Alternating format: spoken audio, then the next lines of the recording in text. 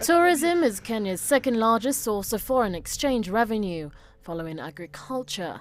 But in the months since the attack on Westgate Mall, the sector received a hard hit, suffering a 7% drop in international tourism. Kenya has always been the top travel destination in East Africa, but since Westgate and the smaller sporadic attacks that have happened since, more and more countries have issued travel advisory warnings to their citizens against visiting the country. But this hasn't deterred Chinese tourists from the country. This group of 110 is the biggest so far.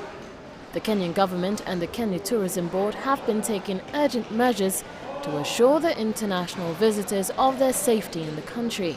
And it seems the work is slowly paying off. We have had some challenges, but the fact of the matter is that the government has put in place a lot of measures to contain and to control this aspect of terrorism, so that the tourists coming to this country, like the ones we have here today, they feel and they can see for sure that they are safe, and they know that they are able to enjoy what Kenya has to offer as a tourism destination.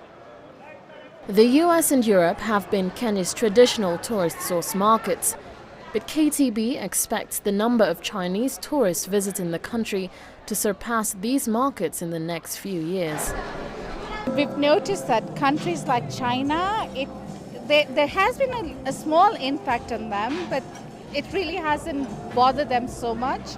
I guess because of their numbers, they tend to travel a lot, and we keep reassuring them that Kenya is safe. The areas that have had attacks are not where they're actually going to be going for safaris.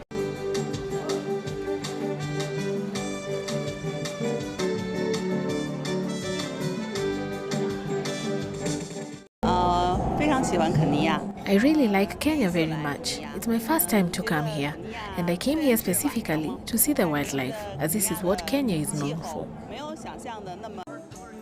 When you look at the number of trips made, the number of tourists and the money they spend abroad, China has consolidated itself as the #1 global tourism source market.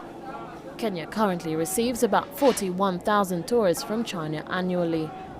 But with a market of over 1 billion people, Kenya is hoping to boost this number to 1 million a year. Maria Galang, CCTV, Nairobi, Kenya.